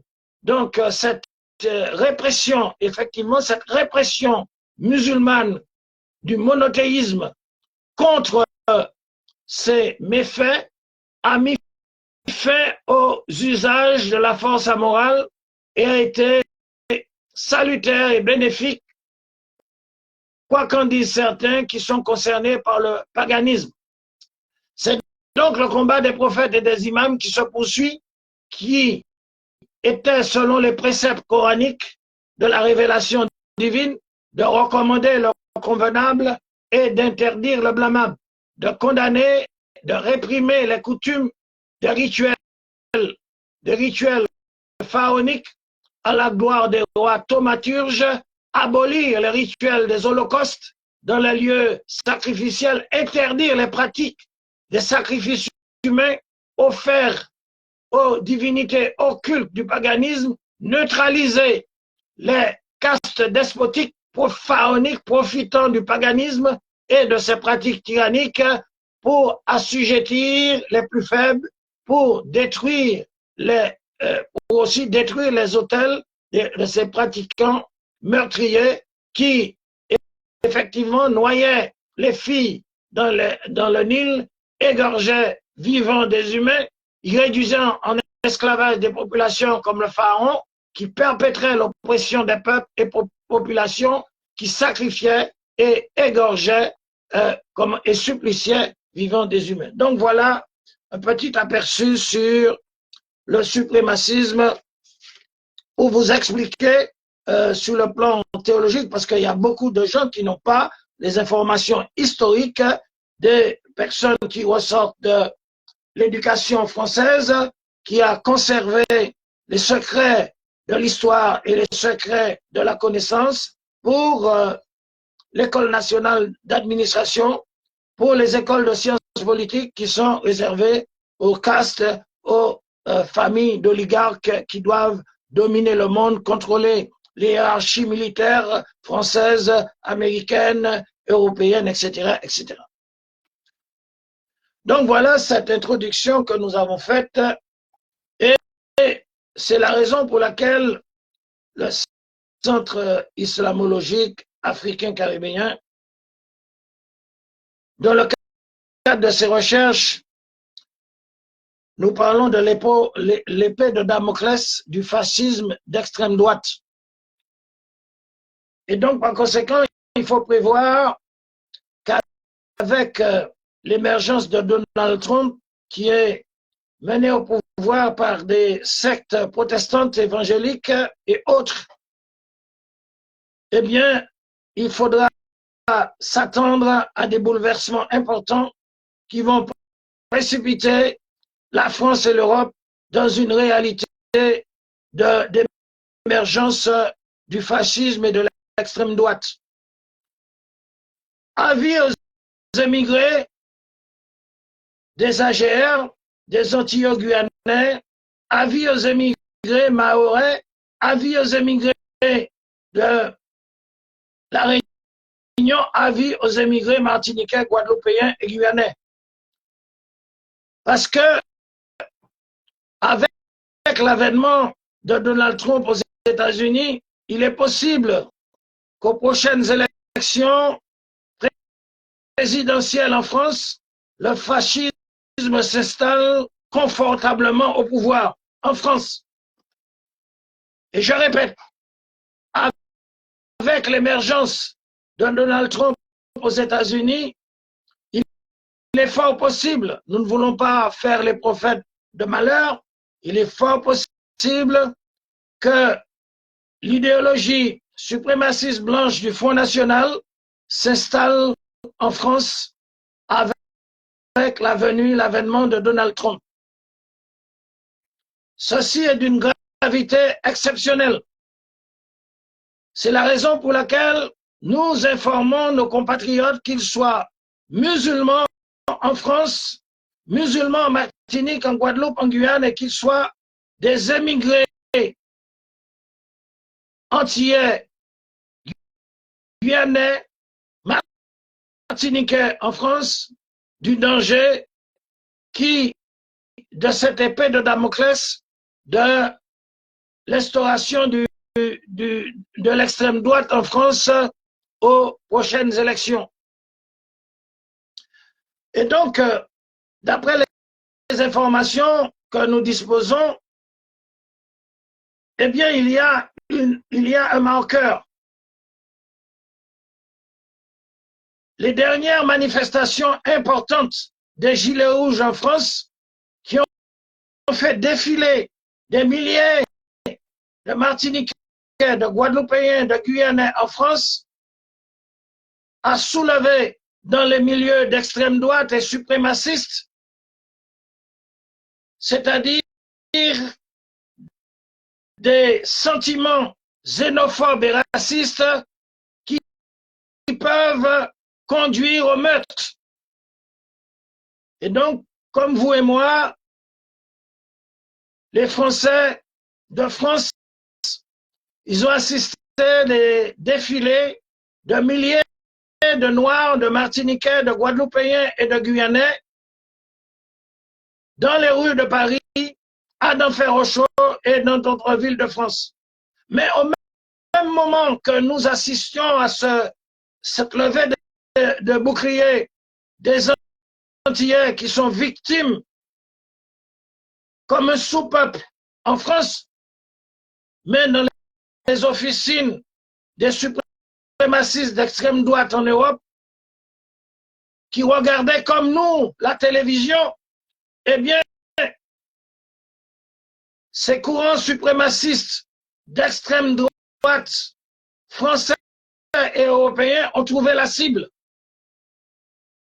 Parce qu'ils ont compris que dans leur pays, la France, des milliers de Martiniquais, de Guadeloupéens, de Kanaks, de Réunionnais, de Mahorais avaient la possibilité, dans le cadre de la démocratie, de s'exprimer et de manifester. Et par conséquent, selon les éléments, eh bien, les terreaux de l'extrême droite militarisés qui s'entraînent dans les forêts, qui disposent des armes de guerre comme aux États-Unis, eh bien, ils ont tout de suite souhaité que vivement l'élection de l'extrême droite de Marine Le Pen, parce qu'avec un État français sous l'autorité de l'extrême droite et sans l'autorité de l'extrême droite, eh bien, ces groupuscules néo-nazis, ces groupuscules néo-fascistes, ils vont cibler tous les Antillais qui se trouvent dans les banlieues, que ce soit Aulnay, que ce soit dans toutes les banlieues gonesse. Ils vont cibler par des comment dirais-je, des crimes de masse. Ils vont cibler notre émigration, notre chère émigration, 2 400 000 personnes, ils vont les cibler en France et dans toute l'Europe par des crimes massifs avec des armes de guerre, parce que il faut se rappeler que les armes de guerre sont encouragées par Donald Trump. Et donc, les armes de guerre vont pulluler en France.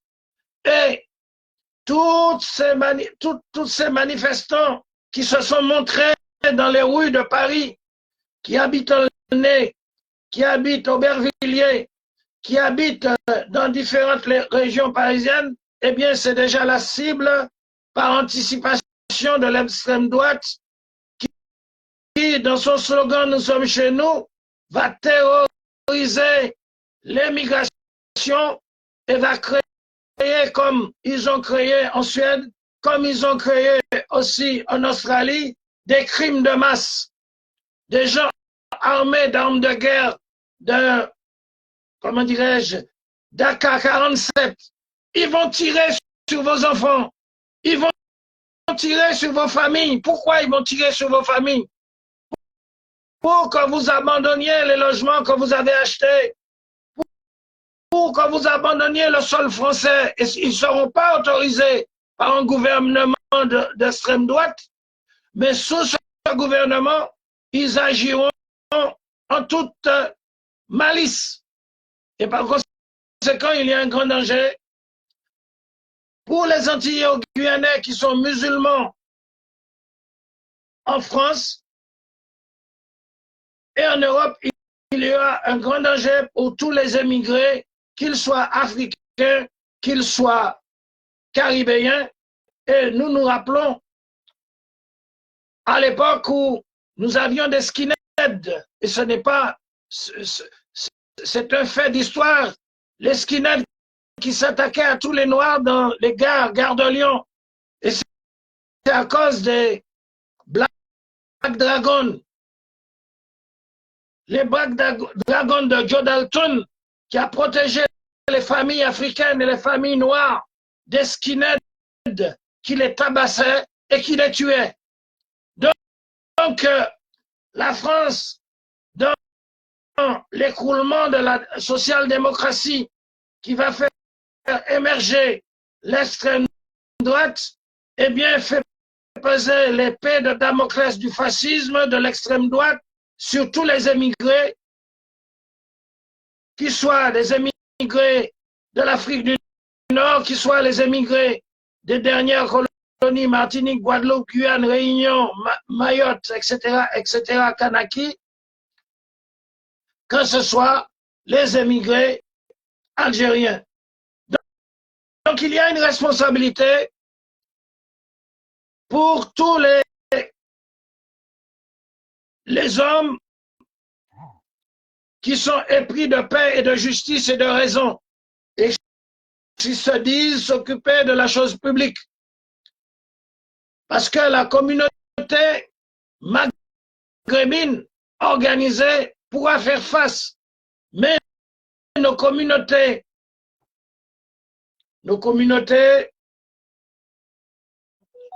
des Antilles-Guyane qui se sont manifestées, ils ont attiré les foudres des cellules d'extrême droite en France, des suprémacistes noirs qui luttent contre les grands emplacements, et ce sont des cibles faciles.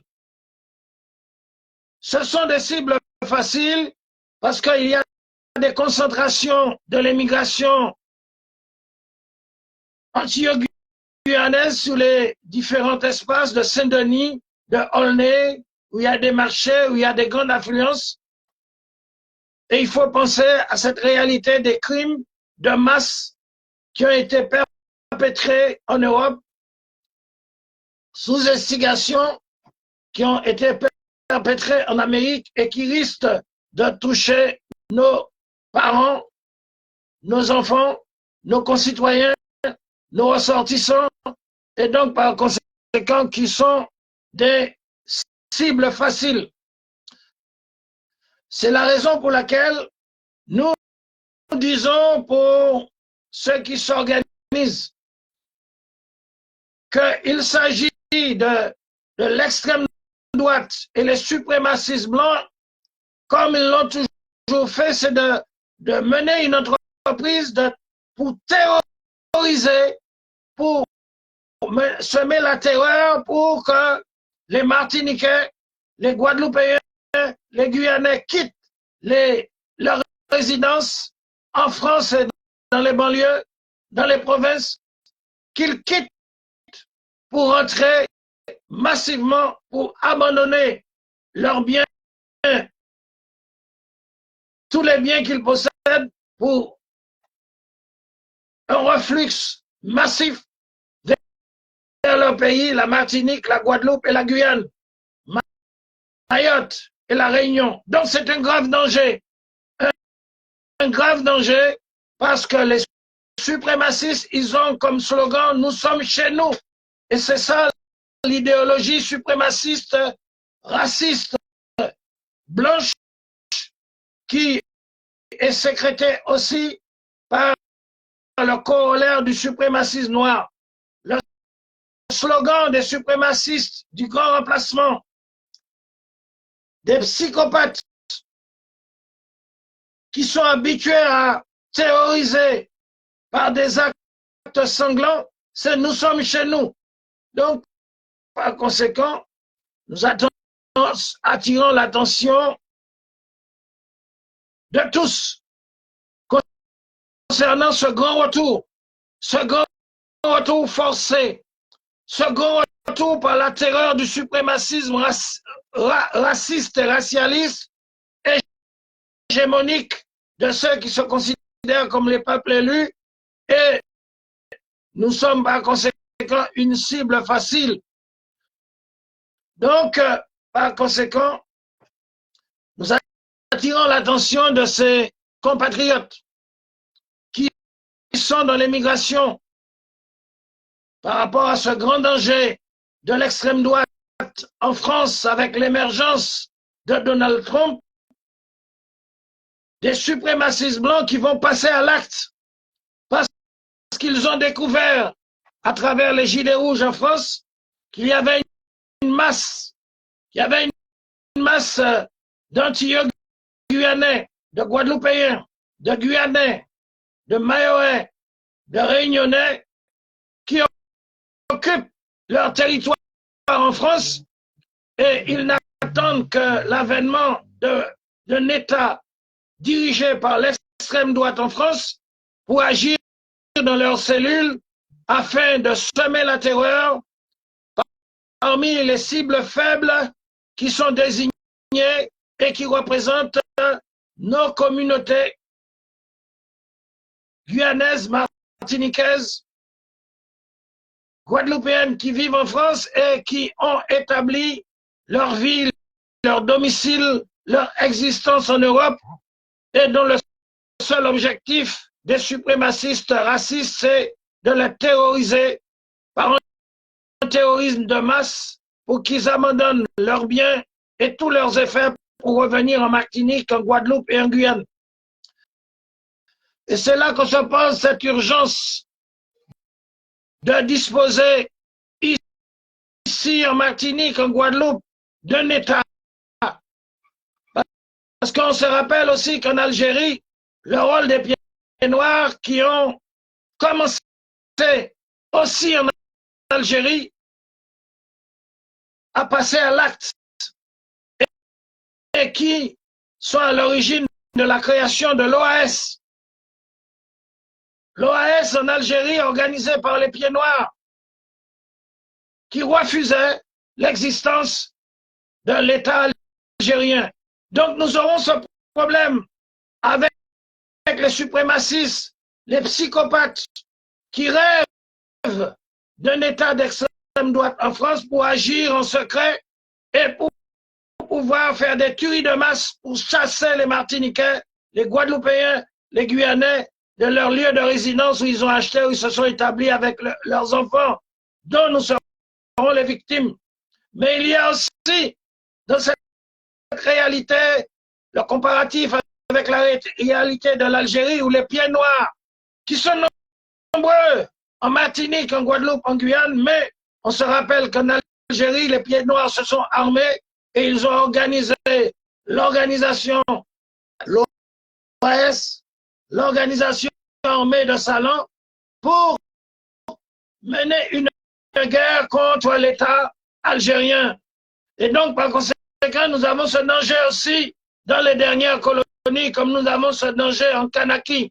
C'est la raison pour laquelle nous avons demandé que l'émigration de 1 400 000 prenne ses responsabilités pour demander au gouvernement Français de rétablir le droit de vote par correspondance et procuration pour que les 1 400 000 Martiniquais, Antillais, Guadeloupéens, Guyanais, Réunionnais, Mahorais puissent voter, soit par correspondance,